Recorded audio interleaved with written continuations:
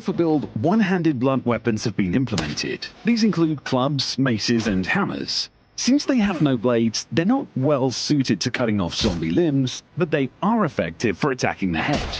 Setting them further apart from other weapon types, they can also stagger zombies and momentarily hinder their movement. A wide range of tools will be included in this weapon category, from actual weapons like maces to everyday tools like rolling pins. We've also added a scythe as an available weapon in the alpha build. Scythes often appear as flashy weapons in medieval fantasy games, but in our game, they're actually an agricultural tool being used as a weapon.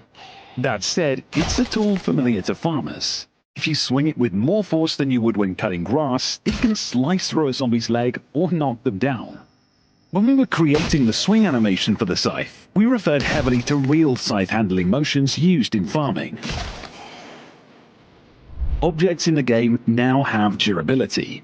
If you use weapons or tools for a long time, their durability will decrease and they'll break. You'll need to stockpile materials for repairs or keep spare equipment on hand to survive. Durability also applies to locked doors and barricades. If you encounter a locked house you want to loot, you can kick or attack the door to break it open. Conversely, if it's your own shelter, you'll need to manage the durability of doors and barricades to prevent zombie intrusion.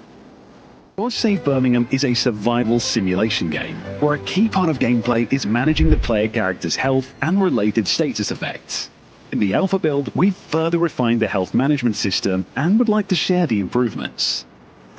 If you leave your wounds untreated, linger too long in a cold environment, or if your body gets too dirty, you may catch a disease. Oh, God. Diseases range from mild illness like colds that impose small penalties, to deadly ones like plague that can kill you and end the game. When your character is bitten by zombies or falls from high places, they'll take injuries that need to be properly treated. Fuck. Apply ointment and wrap wounds, and replace wraps until wounds heal. If neglected, your character may suffer severe damage from bleeding or infection. Oh, God. Your character will gradually become dirty during gameplay, particularly when they get splattered with blood from killing zombies or take a fall in a muddy area. To clean up, you can wash yourself in the stream or a basin of water. Neglect your hygiene for too long, and your character may catch a cold or some other infectious disease, resulting in various penalties.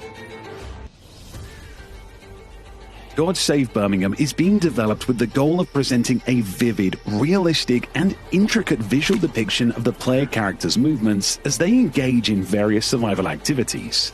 This includes animations for things like wrapping and unwrapping wounds on various body parts, pouring water from a container to wash your body, chopping ingredients into a stew pot, and sharpening the blade of a scythe or axe. During the development of the alpha build, we've implemented a framework that allows for more diverse and detailed movement animations. We plan to continue expanding the variety of movement animations from now until the game's launch. Based on feedback from the pre-alpha test, we've improved the game's aiming system so the player's melee attacks will now accurately hit the point your mouse reticle is aimed at. Combat in God Save Birmingham is designed so that the character strikes exactly where the player intends, and zombies react differently depending on which body part is hit. This encourages players to strategically choose target areas and develop precision in hitting those exact spots. Allowing the main character to precisely strike arbitrary points based on the player's aim in a third-person melee system with a behind-the-back camera and realistic animation has been a big technical challenge. This wasn't polished enough in the pre-alpha build, which resulted in a less satisfying combat experience. We've also kicked off full-scale development on the crafting system.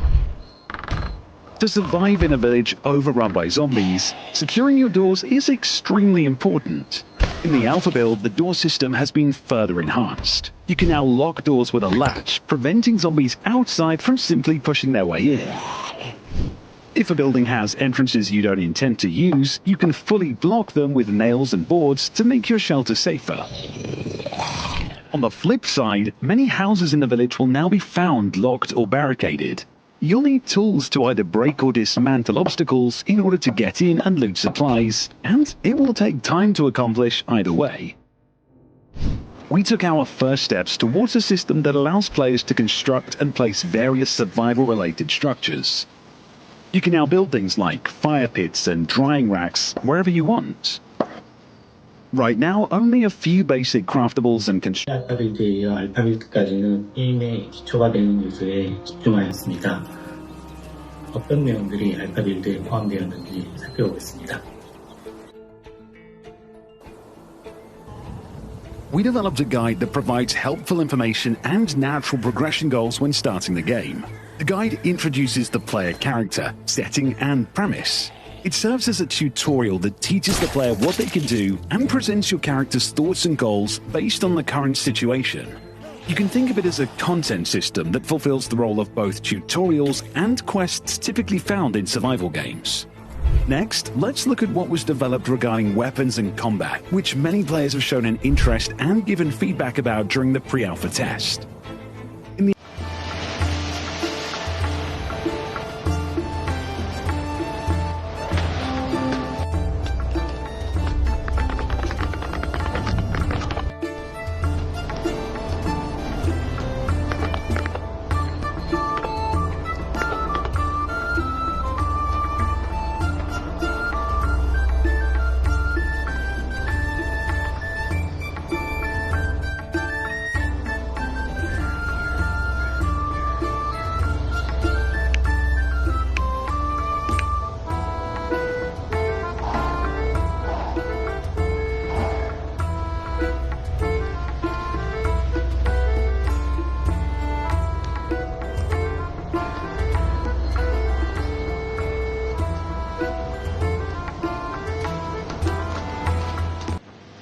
게임스컴 빌드에는 드디어 도끼가 무기로 추가됩니다.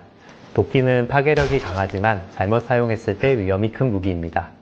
강력한 내리찍기로 좀비의 머리를 일격에 파괴할 수도 있고 강력한 행배기로 좀비의 양 다리를 절단할 수도 있습니다. 하지만 도끼날이 허공을 가른다면 캐릭터는 중심을 잃고 휘청이며 허점을 노출할 수 있고 나무 재질의 벽과 기둥에 도끼날이 박히면 그것을 빼내는 데 시간을 소요해 위험에 처할 수도 있습니다. 이번 빌드의 첫 요리 콘텐츠로 포타즈 요리를 추가했습니다. 중세 시민들의 끼니를 책임졌던 대표적인 요리라고 하는데요. 큰 솥에 물을 받아 각종 채소나 고기, 곡물을 넣고 끓이는 스튜 형태의 요리이며 끊임없이 재료를 넣고 꺼내 먹기를 반복했다고 합니다. 포타즈에 재료를 넣고 계속 끓이는 것으로 음식물의 부패를 막을 수 있기에 장기적 생존에 필수인 요리일 것입니다.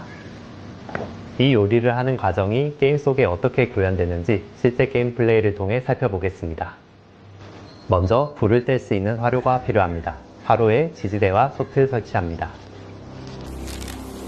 화로에 땔감을 채웁니다.